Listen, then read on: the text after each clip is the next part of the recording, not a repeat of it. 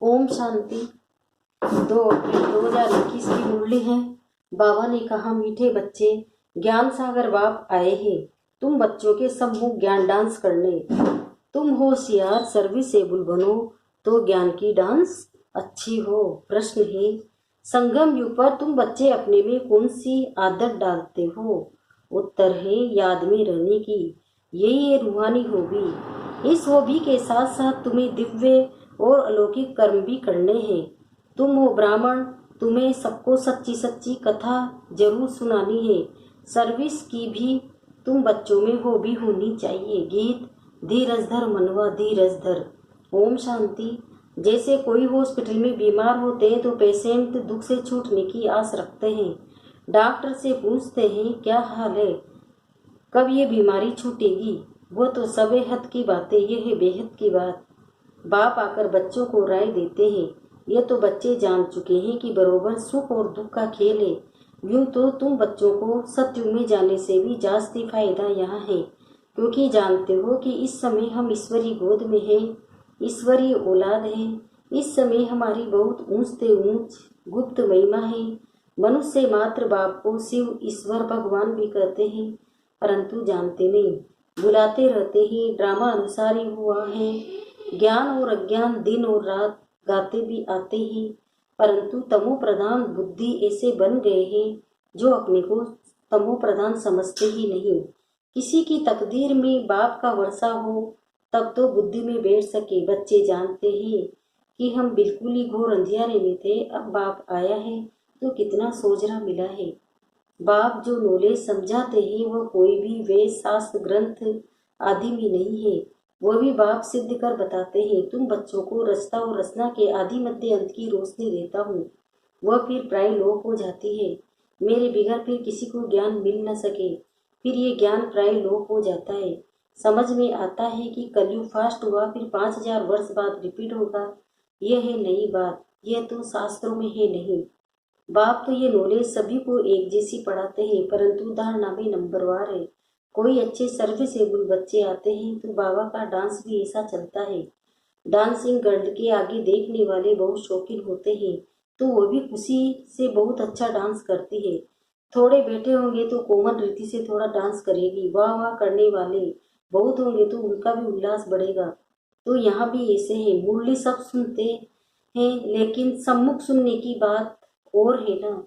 ये भी दिखाते हैं कि कृष्ण डांस करता था, डांस कोई हुआ नहीं, वास्तव में ही ज्ञान की डांस। शिव बाबा खुद बताते हैं कि मैं ज्ञान की डांस करने आता हूँ, मैं ज्ञान का सागर हूँ।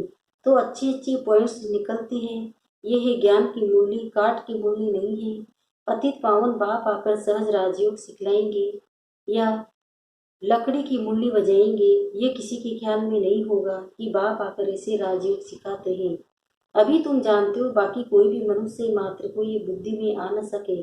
आने वालों में भी नंबरवार पद पाते हैं। जैसे कल पहले किया है वैसे ही पुरुषार्थ करते रहते हैं।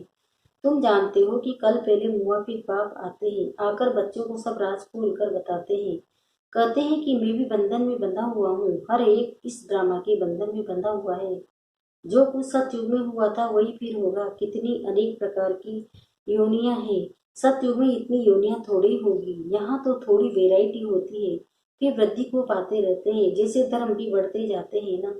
सतयुग में थे नहीं तो सतयुग में थे, वही फिर सतयुग में ही देखेंगे। सतयुग में कोई भी छींची गंध करने वाली चीज हो न सके। उन देवी देवताओं को कहते ही भगवान भगवती, और कोई खंड में कभी भी किसी को गॉड गॉडेस कह नहीं सकते। वो देवताएं जरूर है, जिनमें राज्य करते थे, उनका देखो गायन कितना है। तुम बच्चों को अभी धीरज आ गया है। तुम जानते हो हमारा मतरवा कितना ऊंचे व कम है।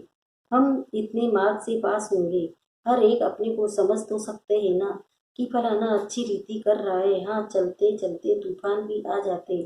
बाप जो कहते हैं कि बच्चों को कोई भी ग्रहचारी तूफान आदि न आए, माया अच्छे अच्छे बच्चों को भी गिरा देती है, तो बाप धीरज देते रहते हैं। बाकी थोड़ा समय है, तुमको सर्विस भी करनी है। स्थापना हो गई फिर तो जाना ही है, इसमें एक सेकंड भी आगे पीछे नहीं हो सकता। ये राज बच्चे ही समझ सकते हैं। हम ड्रामा के एक्टर से, इसमें हमारा मुख्य पार्ट है। भारत परिहार और जीत का खेल बना हुआ है। भारत ही पावन था, कितनी पीस प्योरिटी थी। ये कल की बात है, कल हमने पाठ बजाया था, 5000 वर्ष का पाठ सारा नूंदा हुआ है, हम चक्र लगाकर आए हैं। अब फिर बाप से योग लगाते हैं, इसमें ही खाद निकलती है। बाप याद आएगा तो वर्षा भी जरूर याद आएगा। पहले पहले अल्प को जानना है। बाप कहते हैं तुम मेरे को जानने से मेरे द्वारा सब कुछ जान जाएंगे। ज्ञान तो बड़ा सहज है, 1 सेकंड का, फिर भी समझाते रहते हैं, पॉइंट्स देते रहते हैं, मुख्य पॉइंट से मन मनाभो, इसमें ही विघन पड़ते हैं। देह अभिमान आ जाने से फिर अनेक प्रकार के गुट के आ जाते हैं, फिर योग में रहने नहीं देते। जैसे भक्ति मार्ग में कृष्ण की याद में बैठते हैं तो बुद्धि कहाँ कहाँ भाग जाती है। भक्ति का अनुभव तो सबको है, इस जन्म की बात है। इस जन्म को जानने से कुछ न कुछ पास्ट जन्म को भी समझ सकते हैं। बच्चों को वो भी हो गई है बाप को याद करने की। जितना याद करते हो उतना खुशी बढ़ती है। साथ साथ दिव्य अलौकिक कर्म भी करना है। तुम हो ब्राह्मण, तुम सत्यनारायण की कथा अमर कथा सुनते हो। मूल बात एक है जिसमें सब कुछ आ जाता है। या से विकर्म विनाश होते हैं, ये एक ही हो भी रूहानी है। बाप समझाते हैं कि नॉलेज तो बड़ी सहज है। कन्याओं का नाम भी गाया हुआ है, अधर कुमारी, कुंवारी कन्या, कुंवारी का नाम सबसे ज्यादा बाला है। उनको कोई बंधन नहीं, वो पति तो भिखारी बना देते हैं। ये बाप तो स्वर्ग में ले जाने के लिए श्रृंगारते हैं, स्वीट सागर में ले जाते हैं। बाप कहते हैं इस पुरानी दुनिया को, पुरानी देह सहित बिल्कुल भूल जाओ। आत्मा कहती है कि हमने तो 84 जन्म पूरे किए हैं, अब फिर हम बाप से पूरा वर्षा लेंगे, हिम्मत रखते हैं। फिर भी माया से लड़ाई तो है, आगे तो ये बाबा है। माया के तूफान जास्ती इनके पास आते हैं, बहुत आकर पूछते हैं कि बाबा हमको यह होता है। बाबा बताते हैं कि बच्चे, हाँ ये तूफान तो जरूर आएंगे, पहले तो मेरे पास आते हैं, अंत में सब कर्मातीत अवस्था को पा लेंगे। ये कोई नई बात नहीं है, कल पहले भी हुआ था, ड्रामा में पाठ बजाया, अब फिर वापस घर जाते हैं। बच्चे जानते हैं ये पुरानी दुनिया नर्क है। कहते भी हैं कि लक्ष्मी नारायण क्षीर सागर में रहते थे। इन्हों के मंदिर कितने अच्छे अच्छे बनाते हैं। पहले पहले मंदिर बनाया होगा तो दूध का ही तालाब बनाकर विष्णु की मूर्ति को बिठाया होगा। बहुत अच्छे अच्छे चित्र बनाकर पूजा करते थे। उस समय तो बहुत ही सस्ताई थी। बाबा का सब देखा हुआ है, बरोबर ये भारत कितना पवित्र क्षीर का सागर था। दूध घी की जैसे नदियां थी। यह तो महिमा देवी है, स्वर का नाम लेते ही मुख पानी होता है। तुम बच्चों को अब ज्ञान का तीसरा नेत्र मिला है तो बुद्धि में समझ आई है।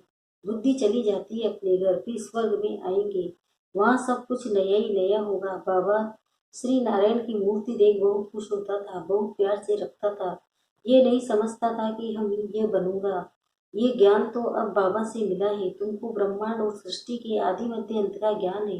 जानते हो कि हम कैसे चक्र लगाएंगे। बाबा हमको राजयोग सिखला रहे हैं। तुम बच्चों को बहुत खुशी होनी चाहिए। बाकी थोड़ा समय ये शरीर को कुछ न कुछ तो होता रहता है। अब ये तुम्हारा अंतिम जन्म है। अब तुम्हारे सुख के दिन आते हैं। ड्रामा प्लान अनुसार देखते हो कि विनाश सामने खड़ा है। तुमको तीसरा नेत्र मिला है। मूल वतन, सूक्ष्म वतन, स्थूल वतन को अच्छी रीति जानते हो। ये स्वदर्शन चक्र तुम्हारी बुद्धि में फिरता रहता है, खुशी होती है। इस समय हमको बेहद का बाप टीचर बन पढ़ाते हैं, परंतु नई बात होने कारण घड़ी घड़ी भूल जाते हैं। नहीं नहीं तो बाबा कहने से ही खुशी का पारा चढ़ जाना चाहिए। राम तीर्थ कृष्ण का भक्त था तो कृष्ण के दर्शन के लिए कितना करते थे। उनको साक्षात्कार हुआ और खुशी हो गई, परंतु उससे क्या हुआ, मिला तो कुछ भी नहीं।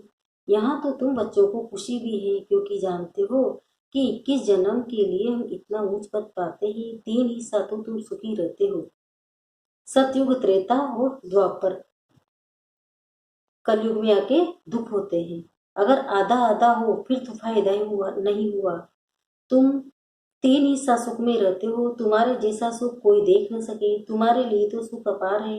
महान दुख में तो महान सुख में तो दुख का पता नहीं चलता है। संगम पर तुम दोनों को जान सकते हो कि अभी हम दुख से सुख में जा रहे हैं। मुंह है दिन तरफ और लात है रात तरफ। इस दुनिया को लात मारनी यथार्थ बुद्धि से भूलना है। आत्मा जानती है कि अब वापस घर जाना है। बहुत पाठ बजाया, ऐसे ऐसे अपने साथ बातें करनी होती है।